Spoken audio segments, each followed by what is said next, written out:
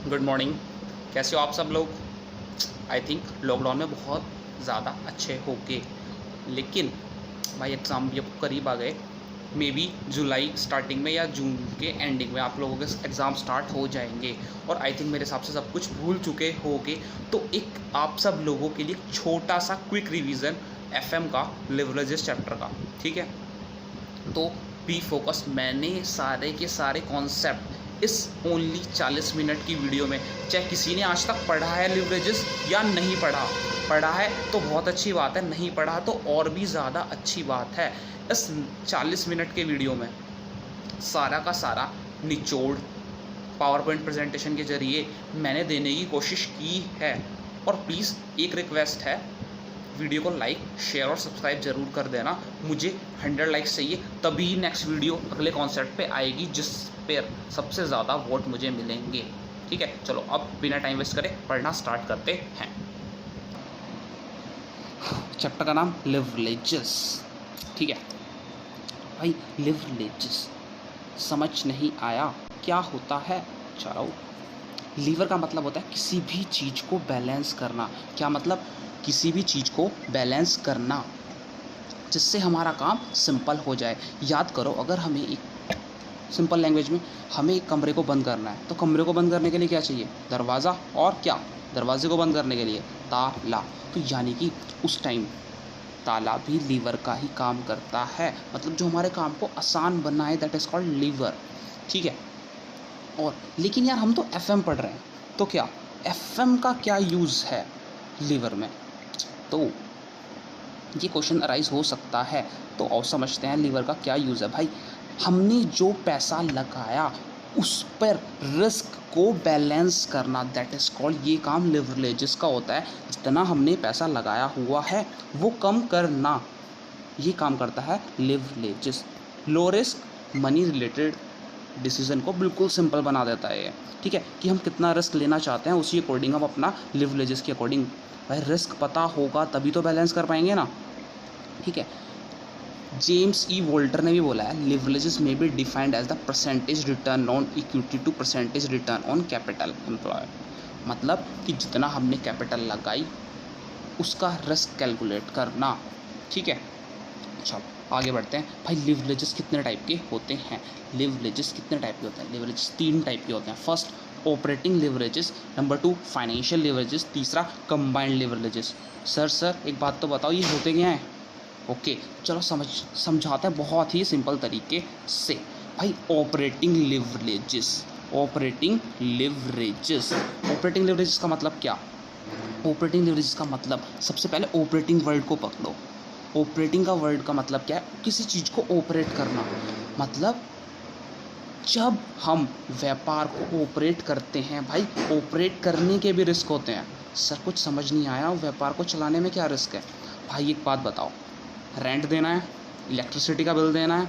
Suppose करो lockdown में shops बंद हैं, क्या रेंट नहीं देना पड़ेगा? नहीं, रेंट तो देना पड़ेगा। बिजली का बिल, भाई मिनिमम बिल तो देना ही पड़ेगा, जो 500-600 रुपये आता है, जितना भी आता है।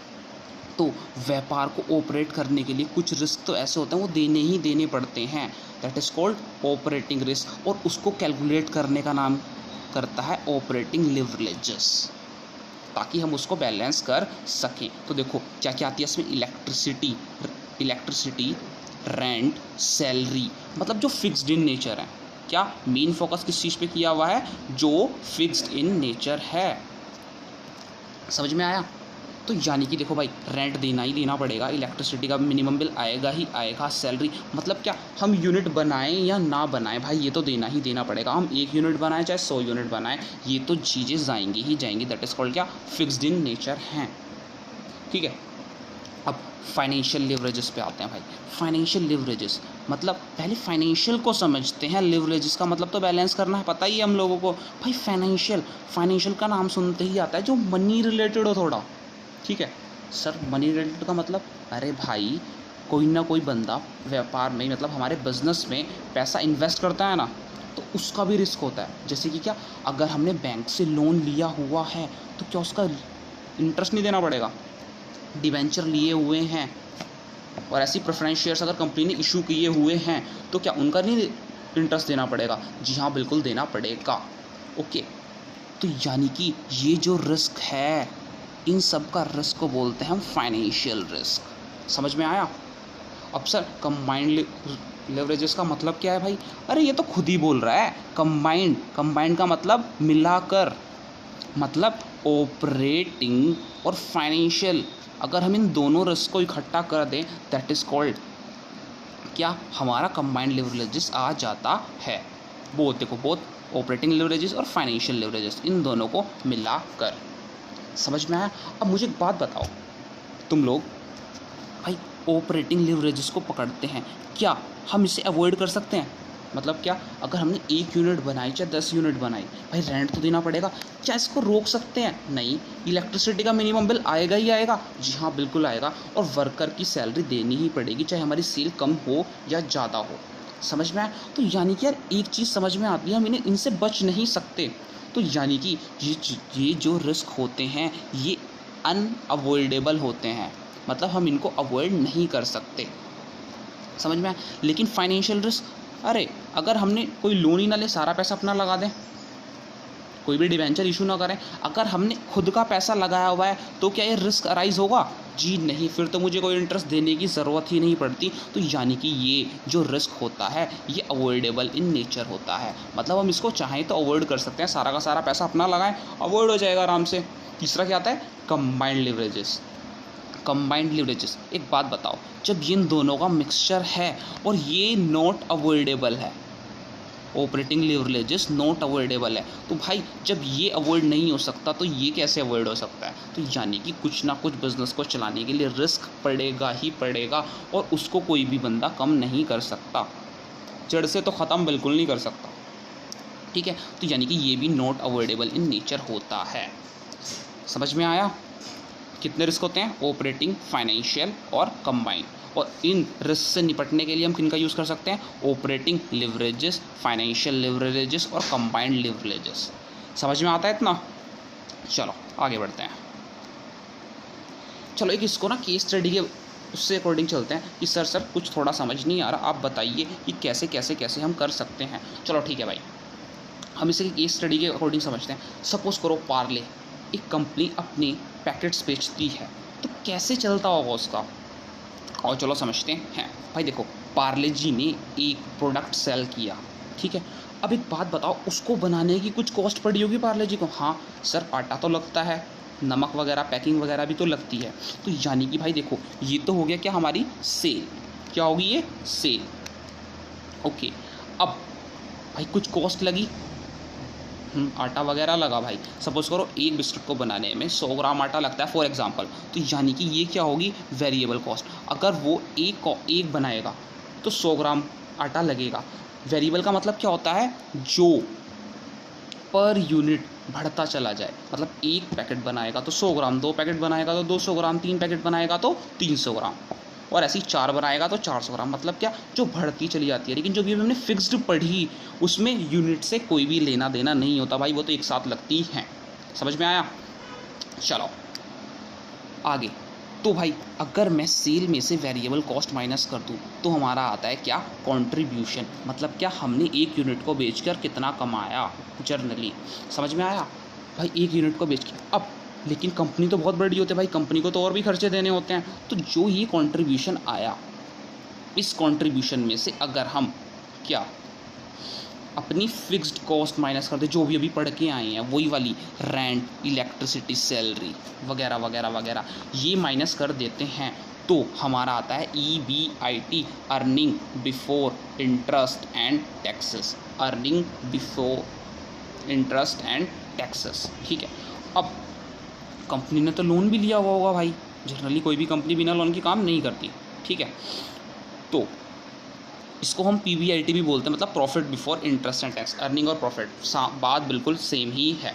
अब भाई इसमें से कंपनी को क्या देना पड़ेगा? इंटरेस्ट देना पड़ेगा। जिससे लोन लिया है भाई, वो तो अपना पैसा मांगेंगे, साथ में इंटरेस्ट भी मांगेंगे, तो इंटरेस्ट तो पेड करना पड़ेगा। तो यानी कि वो तो कंपनी का एक्सपेंस हो गया, तो कंपनी उसमें से क्या पेड करेगी? इंटरेस्ट पेड करना पड़ेगा कंपनी को। समझ में आता है इतना? और जब इसमें से इंटरेस्ट चला गया, तो क्या बचेगा? खाली EBT, यानी कि क्या? Earning before tax. यानी कि यार अब तो आपको समझ में आ गया होगा अब क्या माइनस होएगा, टैक्स। यानी कि अब जो कंपनी ने कमाया उसमें से कंपनी को क्या माइनस देना पड़ेगा, गवर्नमेंट को टैक्स देना पड़ेगा। जी ठीक है, बिल्कुल टैक्स देते हैं। चलो आगे बढ़ते हैं।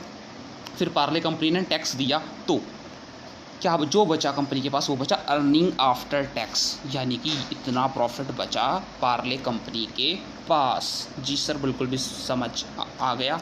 आगे अगर नहीं भी आया होगा थोड़ा सा टिपिकल आगे एग्जांपल के ज़रिए और भी सिंपल हो जाएगा। ठीक है चलो आगे। जो ये अर्निंग आफ्टर टैक्स आता है इसको सारे के सारे इक्विटी शेयर होल्डर्स या जितने भी शेयर होल्डर्स हैं उनमें बढ़ जाता है। वो चाहे प्रेफरेंस हो चाहे वो कंपनी डिसाइड करती है किस किस रेशो में बंटना है, वो कंपनी का काम है, लेकिन बट जाता है। ठीक है ओके, इतना समझ में आया। चलो एक छोटा सा क्वेश्चन करते हैं, बिल्कुल छोटा सा, ताकि आपको सब कुछ समझ में। थोड़ा साइड में हो जाता हूँ भाई। ठीक है चलो हो गया मैं साइड में। अब देखो क्या लिखा हुआ है, एक्स लिमिटेड। क्या लिखा हुआ है, X limited sales 500 units of 10 rupees each. ठीक है, variable cost of unit is 6 rupees. क्या मतलब भाई, एक्स लिमिटेड नाम की कंपनी है, वो 500 यूनिट्स बनाती है 10 रुपये की एक, और उसकी वेरिएबल कॉस्ट अरे अभी तो पढ़ी तो, जो पार्ले को बनाने के लिए 100 ग्राम आटा लगता है या पैकिंग जितनी भी लगती है, तो उसने डायरेक्ट निकाल के बोल दिया वेरिएबल कॉस्ट 6 रुपये पड़ रही है। समझ में आता है। आगे चलो, fixed cost of A factory इस कितनी 500, यानी कि वो सैलरी रेंट वगैरह वगैरह वगैरह जो फिक्स्ड इन नेचर है। और आगे बढ़ते हैं, एक्स लिमिटेड टू का लोन ऑफ कितना, उन्होंने 5000 रुपये का लोन लिया हुआ है एट द रेट 8%। समझ में आता है। Share capital of a company इस कितना 1000 shares of ₹10 each. Tax rate is 50%। चलो अब जितने डाउट है सब यहाँ पे क्लियर हो जाएंगे, कोई दिक्कत नहीं है। चलो आगे पढ़ते हैं। भाई देखो याद करो जो भी अभी समझाया था। सबसे पहले पार्ले कंपनी ने क्या करा, सेल की थी ना। सबसे पहले पार्ले कंपनी ने क्या की थी भाई, सेल। एक बात बताओ,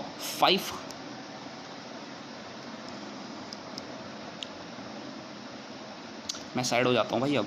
ठीक है, वरना आपको दिखाई नहीं देगा।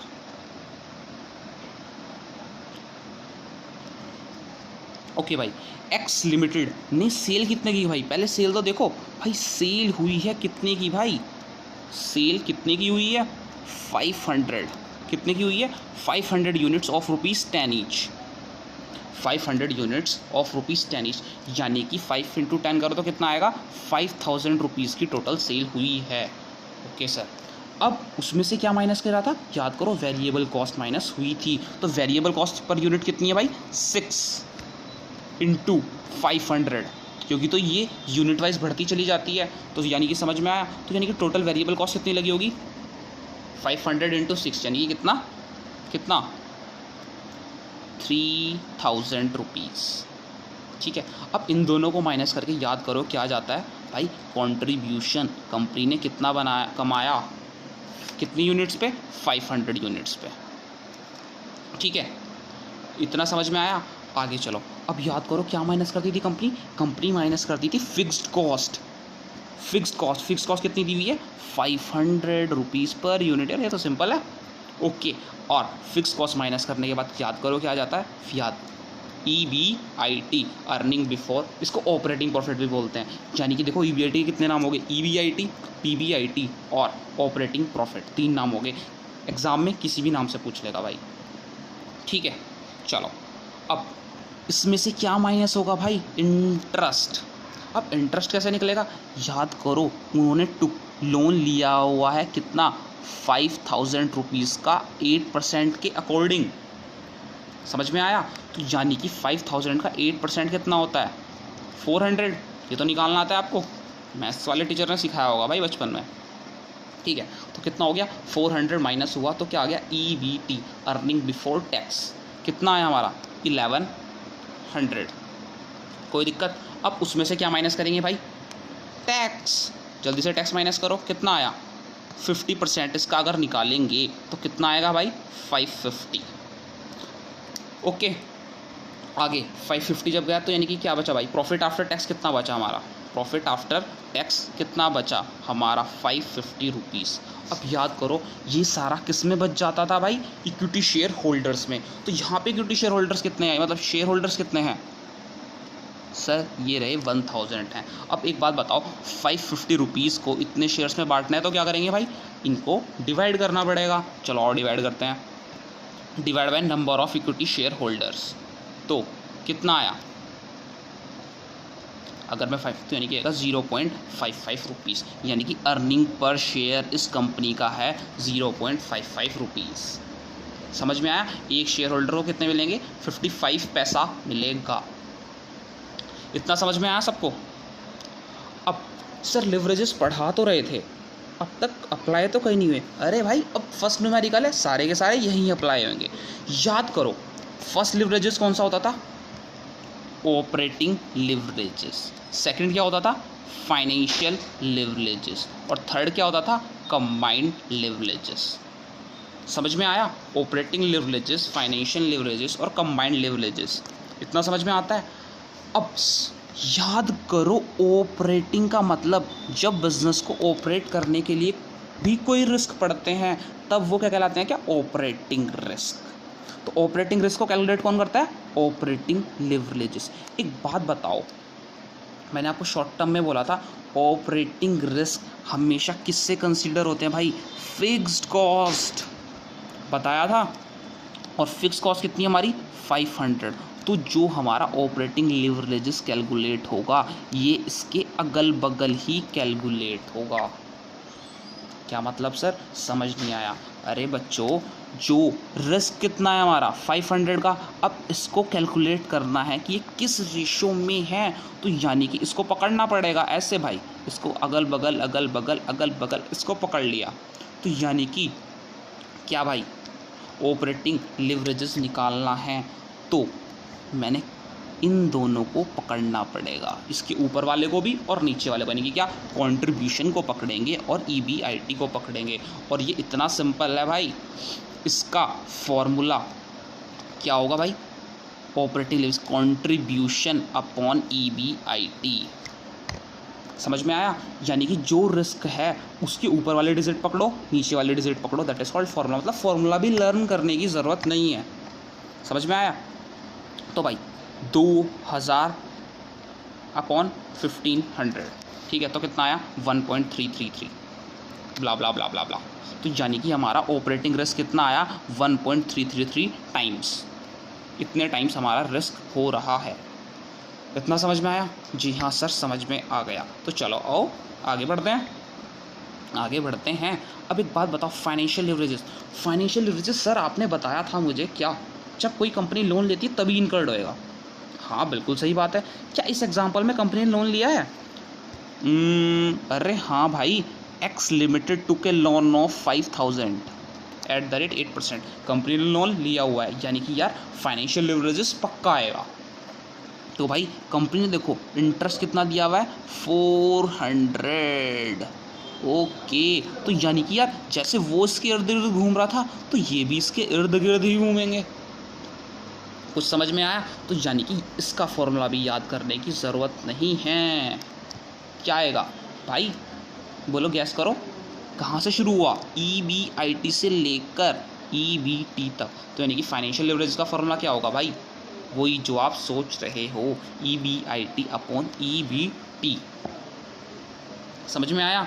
तो EBIT कितना है अपना भाई बताना। सर EBIT तो हमारा है 1500 और EBT कितना है 1100। कितना आया 1.36। ये तो मैथ्स की कैलकुलेशन है यार, तुम लोग कर लोगे, ठीक है, ओके। आगे चलो, अब कंबाइंड लिवरेजेस। सर कंबाइंड में तो आपने बताया था कि ये सब आते हैं, बिल्कुल सही बताया था मैंने, ये सब आते हैं। तो एक बात बताओ, जब कंबाइंड लिवरेजेस में इन दोनों का टोटल हुआ था तो कुछ नहीं भाई, जहाँ से ये शुरू हुआ और जहाँ से OL शुरू हुआ और जहाँ पे FL ख़त्म हुआ, यहाँ तक का रिस्क क्या कहलाएगा भाई, कंबाइंड लिवरेजेस, और इसको बोलेंगे कंबाइंड रिस्क। कैलकुलेट करने का काम करेगा कंबाइंड लिवरेजेस, ओके, समझ में आता है। तो चलो भाई देखो, ये यहीं से स्टार्ट हो रहा है और यहाँ पे ख़त्म हो रहा है, ठीक है भाई। और इसका फॉर्मूला क्या होगा? इसका फॉर्मूला 2 होते हैं, एक्चुअली एक ही फॉर्मूला है, उसकी भी मैं डेरिवेशन दे दूंगा। कुछ नहीं डेरिवेशन नहीं, बल्कि जस्ट सिंपल सा लॉजिक है, ठीक है। तो देखो उसकी सबसे पहले तो इन दोनों की OL और FL की मल्टीप्लाई कर दो, यही कंबाइंड लिवरेजेस है। यानी कि क्या, पहला क्या है, combined leverages equals to OL into FL, ठीक है। तो हमारा OL कितना आया था भाई? OL कितना आया था हमारा? OL आया था सर 1.33 और FL आया था 1.36। तो बस इन दोनों की मल्टीप्लाई कर दो, कितना आया? 1.8181, ठीक है, कोई दिक्कत? सर समझ में आ गया। अब दूसरा क्या होता है? दूसरा जो अभी अभी पढ़ाया भाई, क्या, यहाँ से लेके यहाँ तक का रिस्क, कहाँ से लेके, यहाँ से लेकर यहाँ तक का रिस्क, कंट्रीब्यूशन से लेकर EBT तक का रिस्क। तो अगला फॉर्मूला यही है भाई, कंट्रीब्यूशन अपॉन EBT, यानी कि 2000 1.36। आंसर हमेशा सेम ही आएगा, ठीक है। अब सर ये दो फॉर्मूले कैसे हुए? भाई ये एक ही फॉर्मूला है। क्या, अगर हम OL इंटू FL की मल्टीप्लाई कर देंगे तो भाई इन दोनों की अगर हम मल्टीप्लाई करते हैं तो EBIT से क्या, चलो अभी समझाते हैं। देखो क्या, CL का मतलब क्या है? OL इंटू क्या, FL। सर समझ में आता है। अब भाई चलो, OL का फॉर्मूला क्या होता है भाई? याद करो, कॉन्ट्रीब्यूशन अपॉन क्या, EBIT, ठीक है, इंटू FL का मतलब क्या होता है? FL का फॉर्मूला क्या होता है? याद करो, EBIT अपॉन क्या, EBT। अब जब मल्टीप्लाई करेंगे तो इससे ये कैंसिल हो गया, तो क्या बचता है भाई? Contribution upon EBT। और याद करके पीछे चल के देखते हैं तो देखो भाई, कंट्रीब्यूशन अपॉन EBT ही है, तो यानी कोई नया फार्मूला हमने नहीं पढ़ा, ये पुराने वाला ही फार्मूला है। समझ में आया? तो हम ऐसे भी निकाल सकते हैं। समझ में आया? कोई दिक्कत? जी नहीं सर, बिल्कुल समझ में आ गया। हल्का हल्का भाई नोटिंग करते चलो ताकि तुम्हें याद आता रहे, ठीक है। आगे अब भाई कुछ फॉर्मूले होते हैं क्या, परसेंटेज वाले फॉर्मूले। अभी तक EBT, ये भी बिल्कुल सिंपल है भाई, ये भी बिल्कुल सिंपल है। चलो एक मिनट पीछे चल के देखते हैं भाई, ये कौन से, इन फॉर्मूले में कहीं भी परसेंटेज नहीं था, कहीं था परसेंटेज? नहीं सर, बिल्कुल भी परसेंटेज नहीं था। जो अब नए वाले फॉर्मूला है, जैसे इनको याद करने की ज़रूरत नहीं पड़ी, उनको भी याद करने की ज़रूरत नहीं पड़ेगी, मैं बोल रहा हूँ, ठीक है। कैसे, ट्रिक मैं बता दूंगा। चलो आओ देखो, ये एक बार रिवाइज कर लेते हैं। ये चलता है कंट्रीब्यूशन से लेके कहाँ तक, EBIT तक। और ये क्या चलता है? ये EBIT से लेकर चलता है कहाँ तक, EBT तक, ठीक है। इतना समझ में आ गया? चलो अच्छा, इसमें देखते हैं, इसमें चलते हैं। तो भाई देखो क्या, ये है परसेंटेज फॉर्मूले। ओके सर, इतने फॉर्मूले कैसे याद करेंगे भाई? इसको भी याद नहीं करना, बस एक छोटा सा रीज़न रखना है। ये उन्हों वाले उसमें क्या, ऊपर से नीचे चलते थे, परसेंटेज फॉर्म वाले फॉर्मूले में नीचे से ऊपर चलेंगे। समझ में आया क्या? उसमें तो हम कैसे चलते थे, कंट्रीब्यूशन अपॉन EBIT चलते थे। और कैसे चलते थे? दूसरा क्या, EBIT upon EBT, EBIT upon EBT। इसमें नीचे से, इसमें देखो ऊपर से नीचे चल रहे हैं, अब परसेंटेज वाले फॉर्मूले में नीचे से ऊपर चलेंगे। क्या मतलब? चलो आओ समझते हैं। एक बात बताओ, दोनों का फोकस कहाँ पे है भाई? दोनों जो फॉर्मूले मिलते हैं वो मिलते हैं कहाँ पे, EBIT पर। देखो मिल रहे हैं ना? हाँ सर मिल तो रहे हैं। तो यानी कि इस फॉर्मूले में सारा फोकस रहेगा किस पर, EBIT पर। समझ में आया सर कुछ तो? चलो पूरा समझ में आते हैं। देखो भाई, EBIT से स्टार्ट होंगे दोनों फॉर्मूले। OL का फॉर्मूला क्या होता था, कंट्रीब्यूशन अपॉन EBIT। बस कुछ नहीं करना, परसेंटेज वाले में भाई यहाँ से लेकर टेबल के एंड तक चलेंगे, यानी कि OL हमारा यहाँ से लेकर ऊपर तक सेल्स तक जाएगा। तो ओएल का फॉर्मूला क्या होगा? ओएल का फॉर्मूला आएगा percentage change in EBIT, percentage change in EBIT upon percentage change in sale. Percentage change in, ये सेल है भाई, SALE, ये स्लाइड में छुप गया, परसेंटेज चेंज इन सेल। ठीक है, उसके बाद इतना समझ में आया। अब FL EBIT से नीचे चलता था ना, तो ये भी नीचे ही चलेगा, ये भी नीचे ही चलेगा, ये यहाँ से लेकर टेबल के एंड तक जाएगा। यानी कि इसका फॉर्मूला क्या होगा भाई? बिल्कुल सिंपल, क्या? FL is equals to percentage change in EPS।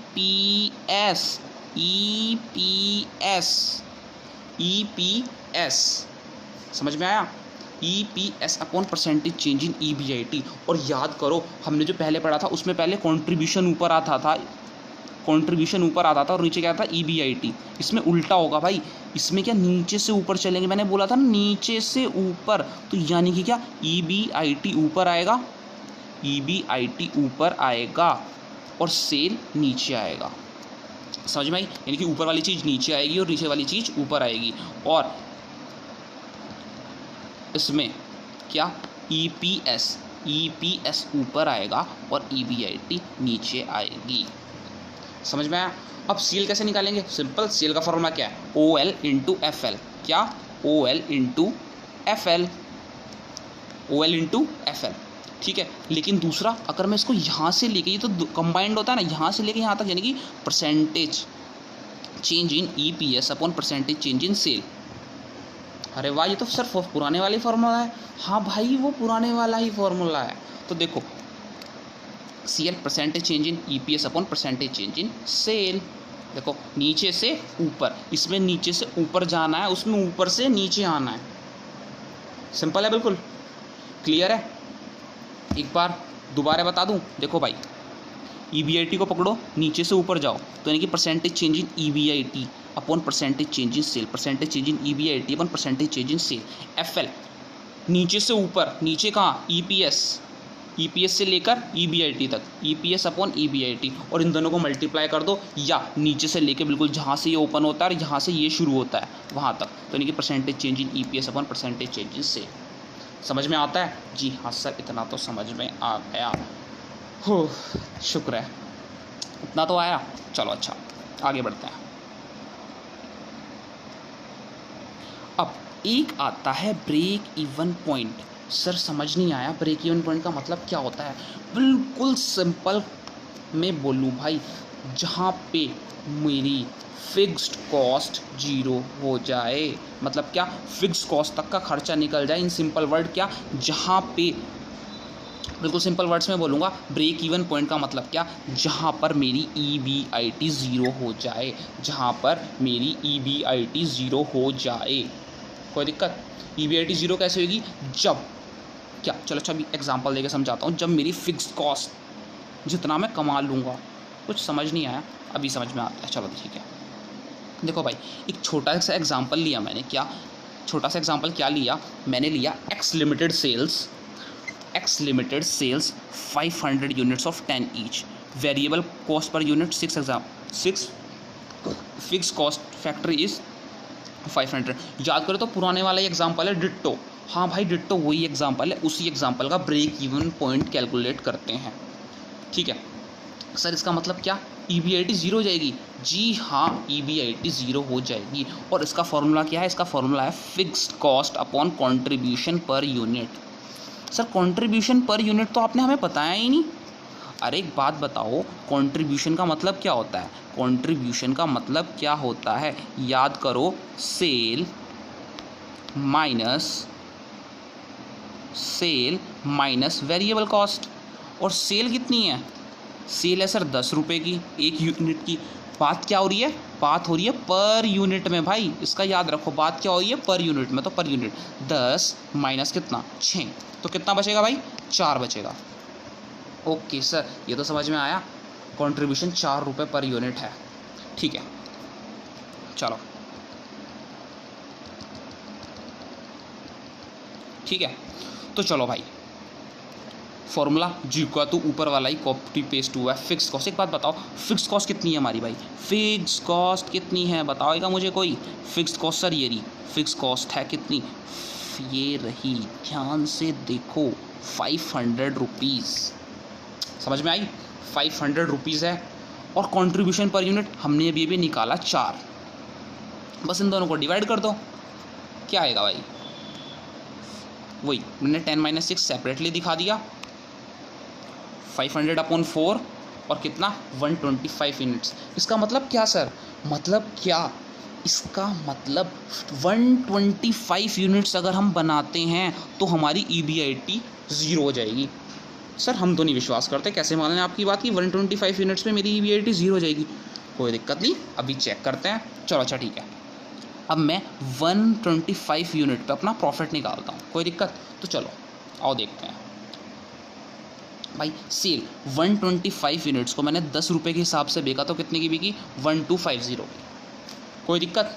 अब सेल में से क्या माइनस होगा, वेरिएबल कॉस्ट माइनस होएगी। तो देखो भाई वेरिएबल कॉस्ट 125 पे ही लगेगी और 6 पे, तो यानी कि 750 आई। अब तक कोई तो कंट्रीब्यूशन माइनस करके कितना आ जाएगा भाई, कंट्रीब्यूशन आ गया 500 रुपीज़। अब मेरी फिक्स्ड कॉस्ट कितनी है भाई, फिक्स कॉस्ट कितनी है 500 रुपीज़। देखो भाई ये रही 500 रुपीज़।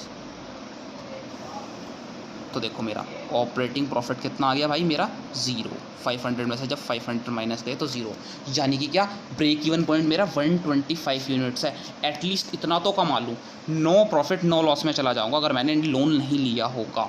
तो ब्रेक इवन पॉइंट का मतलब क्या, जहाँ पर सिंपल वर्ड्स बोलूँ क्या, मैंने शुरुआत में बोला था क्या, कॉन्ट्रीब्यूशन और फिक्स कॉस्ट बराबर हो जाए, और दूसरा क्या, EBIT 0 हो जाए। बात सेम ही है, ठीक है, बात हमारी सेम ही है, ठीक है। सर मज़ा नहीं आया, एक एग्जांपल और करा दो, बिल्कुल क्लियरिटी मिल जाएगी। बिल्कुल यार, मैं तुम लोगों की बात कैसे डाल सकता हूँ। एक परफेक्ट एग्जांपल करते हैं, जितना अब तक किया सारा का सारा रिकॉल हो जाएगा, ठीक है, ओके। एक लास्ट क्वेश्चन है बस, इसके बाद नहीं, मतलब जितना देखो ट्यूशन में जाओगे वहाँ पर 6-7 दिन लग जाते हैं। मैं तुम्हें आधे घंटे में ये सब कुछ सिखा रहा हूँ यार, तो इतना टाइम तो लगता है ना, वहाँ पे तुमने 7-8 घंटे दिए हैं, यहाँ पे कम से कम इतने तो टाइम देना पड़ेगा। बस आखिरी क्वेश्चन है, इसके ऊपर नहीं कराऊंगा, ठीक है। चलो ठीक है भाई, क्या दिया हुआ है क्वेश्चन में, आओ चलो पढ़ते हैं। क्या, सेल 10 रुपीज़, सॉरी क्या, सेल दी हुई है 100 रुपीज़ पर यूनिट, और टोटल सेल कितनी है भाई, 24 लाख, ओके। वेरिएबल कॉस्ट कितनी है, ओहो यहाँ पे परसेंटेज में दे दी, कोई दिक्कत नहीं है। इसका 50%, यानी कि कितना, ये 24 लाख है तो 50% कितना हो गया, 12 लाख। 12 लाख मेरा वेरिएबल कॉस्ट है। फिक्स कॉस्ट सर आपने बता दी थी, ओहो कंपनी ने एक लोन भी लिया हुआ है, it has borrowed 10 lakh at the rate 10%, okay sir समझ में आ गया। और इसकी शेयर कैपिटल कितनी है, 10 लाख ऑफ ₹100 ईच, ओके ठीक है, समझ में आ गया। कैलकुलेट क्या करना है, operating leverages, financial leverages, combined leverages, return on investment, okay. तो यानी कि इसके लिए यार हमें एक काम करो, इसको जल्दी से तुम लोग नोट करो, मेरा रिमोट तो तुम लोगों के हाथ में, पॉज करो, नोट करो, और ये क्वेश्चन खुद ट्राई करो, बाकी मैं भी करा रहा हूँ। चलो ठीक है, मैं तो स्टार्ट होता हूँ, ओके। चलो भाई एक बात बताओ, सेल कितनी है, 24 लाख, ठीक है। अब वेरिएबल कॉस्ट याद करो कितनी थी, 50%, 50% थी, बिल्कुल थी। चलो 50% इसका कितना होएगा, 12 लाख, कितना होएगा, 12 लाख, ओके। उसके बाद कंट्रीब्यूशन आ जाएगा, कंट्रीब्यूशन कितना आया, 12 लाख ही आया, ओके। उसके बाद क्या, फिक्स कॉस्ट याद करो कितनी थी, 10 lakh rupees, okay. 10 lakh minus किया, कितना आ गया, EBIT मेरा आ गया 2 लाख रुपए, कितना आ गया भाई, 2 लाख रुपए, ओके ओके। उसके बाद इंटरेस्ट माइनस करा, कितना बचा, 1 लाख, कितना बचा, 1 lakh, okay. Earning before tax आ गया मेरा। अब टैक्स रेट दिया हुआ था, हाँ सर दिया हुआ था, हाँ। क्वेश्चन में जाके फिर दोबारा देख लेते हैं, टैक्स रेट नहीं दिया हुआ था क्वेश्चन में, ठीक है, तो हमें इतना ही मैंने नोट किया हुआ है पहले से ही, तो ठीक है, तो यानी कि टेक्स्ट क्वेश्चन में नहीं दिया हुआ। तो अब हमें क्या निकालना है, ऑपरेटिंग लिवरेजेस। याद करो याद करो याद करो, दोबारा एक बार रिवीजन कर रहा हूँ भाई। कहाँ पे शुरू होता है, फिक्स्ड कॉस्ट से शुरू होता है ऑपरेटिंग रिस्क, तो ऑपरेटिंग लिवरेजेस इसके अगल बगल ही तो घूमेगा। और फाइनेंशियल लिवरेजेस होता है फाइनेंशियल रिस्क के अगल बगल, तो ये इसके अगल बगल ही तो घूमेगा।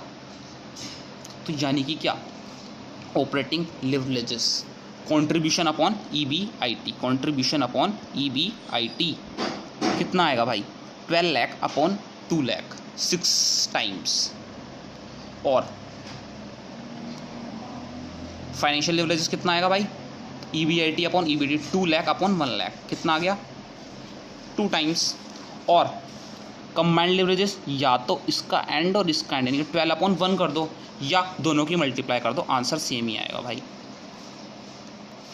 12 टाइम्स मल्टीप्लाई करके या ऐसे कर दो डिवाइड करके 12 अपॉन 1 12, देखो दोनों का आंसर हमेशा सेम आएगा। क्या, हमेशा सेम आएगा, कभी भी अलग नहीं आ सकता। अलग आ रहा है यानी कि आपने कोई कुछ गलती की है, ठीक है।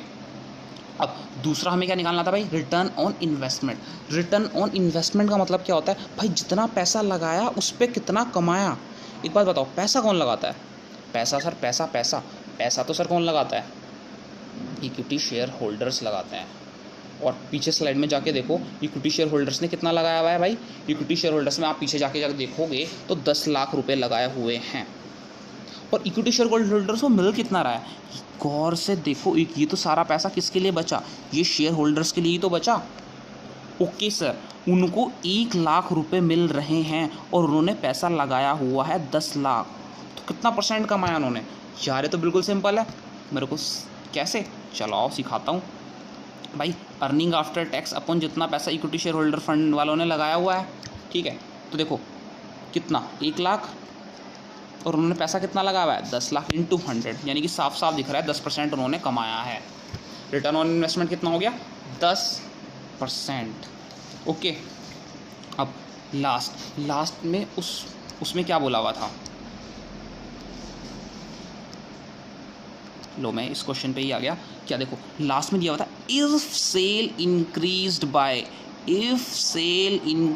बाय कितना, 6 लाख। इसका मतलब क्या, अगर जो ये 24 लाख वाली सेल है ना भाई, कितने वाली, ये जो 24 लाख की सेल है, अगर ये 6 लाख से बढ़ जाए तो हमारी EBIT क्या होगी, निकाल लेते हैं, बिल्कुल सिंपल है, निकाल लेते हैं। कैसे निकालेंगे भाई, ओके ठीक है, हम यहाँ पे थे ना, चलो। If sale increase by 6 lakh, what is the new EBIT, तो भाई 6 लाख प्लस पहले कितनी सेल थी, 24, यानी कि अब न्यू सेल कितनी आई होगी, 30 आई होगी। तो चलो आओ करते हैं क्वेश्चन आगे।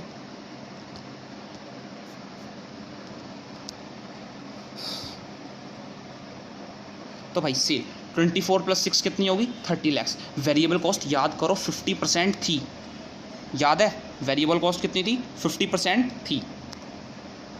तो भाई 15 लाख आ गई, उसके बाद कंट्रीब्यूशन भी 15 लाख ही आएगा, उसके बाद फिक्स कॉस्ट 10 लाख थी, 10 लाख जुगी तो कितना आया, EBIT कितनी है हमारी, 5 लाख। ये हमारा आंसर है, इतना सिंपल। समझ में आया, 2 मिनट लगती है और आंसर आ गया, बिल्कुल परफेक्ट, सबसे सिंपल तरीका, ठीक है। और हाँ, अगर वीडियो अच्छी लगी है तो भाई लाइक करना, शेयर करना, सब्सक्राइब करना, और हाँ, और आगे किसी टॉपिक पे वीडियो चाहिए तो कमेंट ज़रूर करना। और मुझे 100 लाइक्स चाहिए ही चाहिए, ताकि नई वीडियो आगे आपको आ सके, ठीक है भाई। चाहिए, सपोर्ट करो, लाइक करो, शेयर करो। और अगर ठीक है, हाँ, कोई अगर क्वेरी है तो इंस्टाग्राम पे M-Money-Magnet, मैं लिंक डिस्क्रिप्शन में दे दूंगा, M-Money-Magnet, उसको जाके वहाँ पे जाके इसको क्वेरी पूछ सकते हैं मेरे से कि सर इस क्वेश्चन में कोई दिक्कत आ रही है, आपको उसका आंसर मिलेगा पक्का, ठीक है। Okay, good bye, tata, all the best अपने एग्ज़ाम के लिए।